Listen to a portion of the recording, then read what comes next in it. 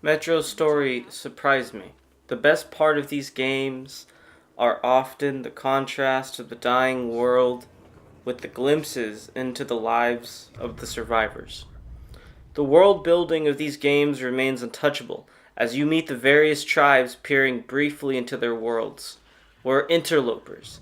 That thought stayed with me as I played through this game, and as we journeyed across Russia. In this train, we invade these people's lives. We tread where we don't belong, and we are the invaders in almost every scenario. Saviors of the metro. And by lunchtime, we're enemy spies, saboteurs, train thieves. And what for? Something we thought was true turned out to be a lie. And that is enough for them to want us dead. Be on your way, Drifter! I'm not an enemy to you! All right, shoot! I'm not afraid to die. Teacher, I come to you to face the final exam. I am ready. I wasn't a coward. Aren't you going to shoot? What do you know? So it is true that not all intruders are bad. No wonder Olga is protecting one of ours. Says we can't kill him without a sentence by the forest court. He seems good, okay? Do. Hurry, you could help him. Just don't kill our people. They're all nice, really, all of them. It's just that we had to defend ourselves too often. All these places have a history to them, and all of them have little bits of secret and lore for every player who's curious enough to look into it and to explore. One can really get into this world if they delve deeper. The radio's silent. My last hope for giving them a positive goal, leading them out of this forest dead end, was a complete fluke. Where did I go wrong? How could these great, talented, active, brave, honest, friendly children who would actively seek justice turn into monsters? Sure. Gameplay!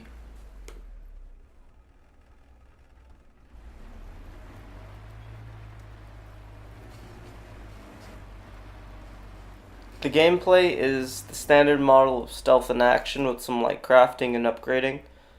Unlike fucking Far Cry that charges you for having fun, the upgrades here are immediate, ranging from armor upgrades that either make you stronger or make you stealth better, and other upgrades that increase the amount of supplies that you can carry into battle.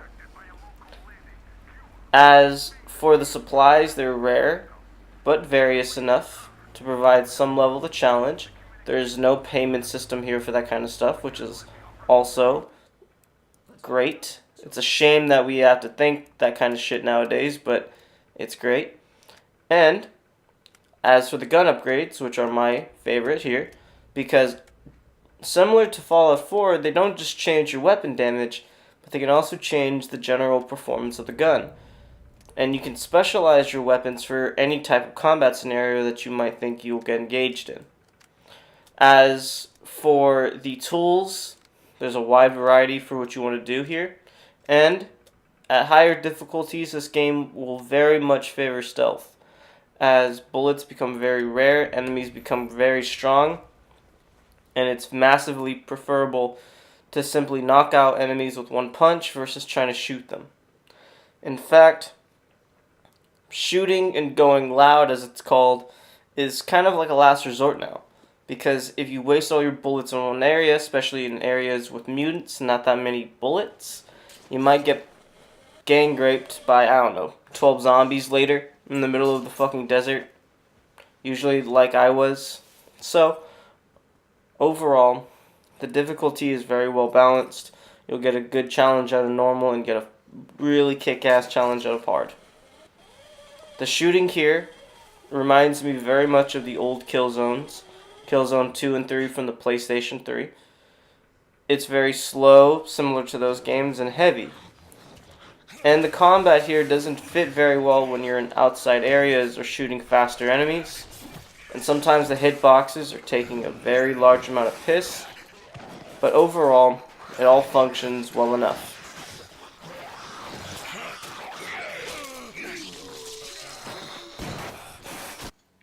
The AI for the animals is aggressive. They do a little bit of dodging, a little bit of maneuvering. In some of the scenarios, they're a bit cheap.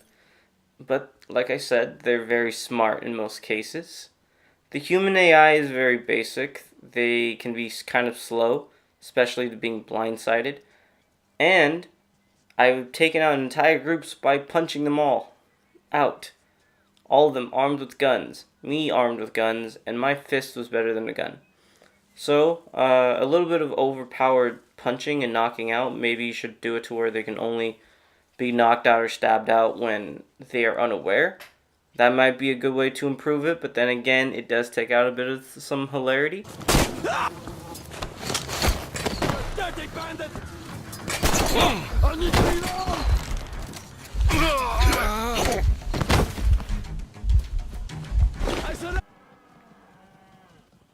And, well, not just simple, but straight up dumb, as they will always attentively go towards that same door with about 12 different bodies piled up on it, as seen here.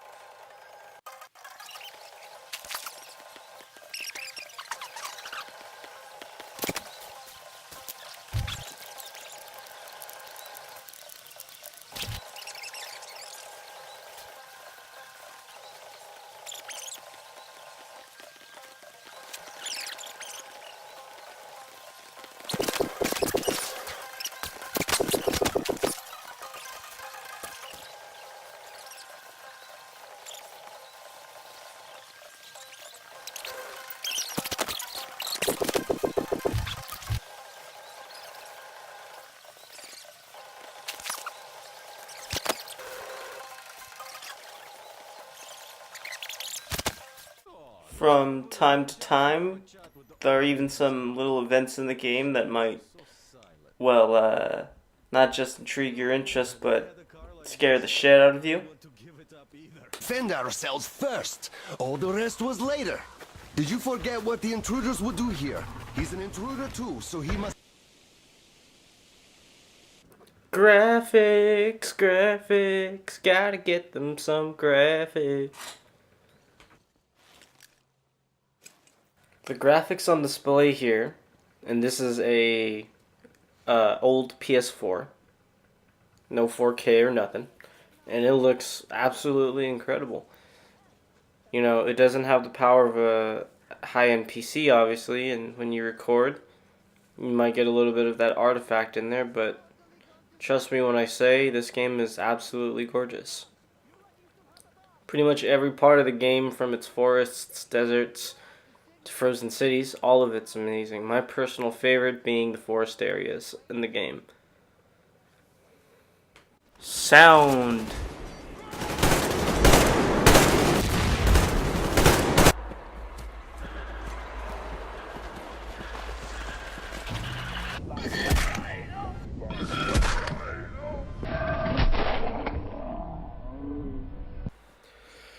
Save for that glaring exception. Which, why half-ass that? You didn't assume any enemy in the game would get close? Not even once? The voice acting across the board is absolutely incredible. Everyone on display is very human, and the talent here is great. Well, I guess you have to go now, Artyom.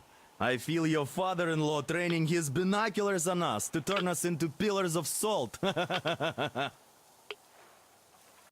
So, I love Metro Blue. In fact, the whole damn soundtrack here is great.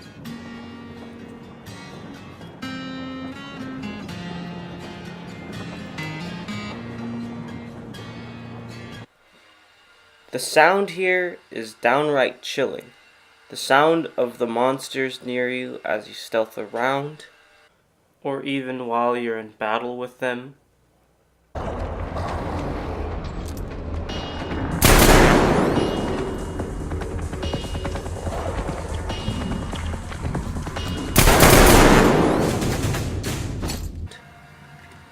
to the hello, my gunfire, blood brother.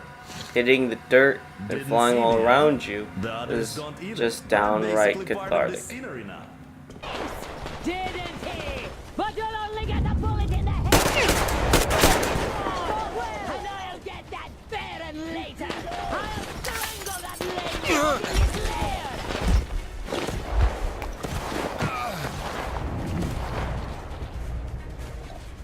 This you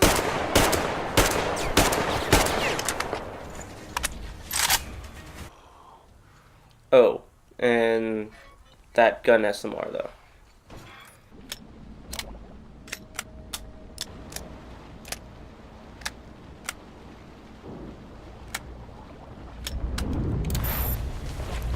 Ooh yeah, that's what I like to hear. An afterthought. I liked Metro because there was a theme hanging over it that really kept it in my memory. If all you do is address misunderstandings and hatred with more hatred, all you will do is propagate the violence. And here I was at the end of the game, pretty much standing on a mountain of corpses, and got the shittiest ending, not because it was bad, but because I did a great job at ending the world the second time. During every major area, depending on whether you stealth or attack, will save one of 3 of Artyom's friends. And all 3 of them can be saved, or all 3 of them can die, and some variation of that. All 3 objectives are stealth-based, all of them are non-violent. The game highly emphasizes stealth, because most often, these people who want you dead do so because they're either misled, which is the cult, they're misguided, like the forced children who had to defend themselves so often, and, well, being forced to fight you, like the slaves in the desert section. It was shitty, the ending, because I just wanted to lie down and die at the coldness of the world that I helped leave behind. It's a great game, one with a lot of love, and while sure it has its problems, both inside and out, I'd say it is still worth it. Whether if you're on a console or if you're on PC. It's a shame about what happened with Steam, and it sucks because the PC market could use good competition. But, well, I got it on PlayStation, so I guess I'm a little removed from this one.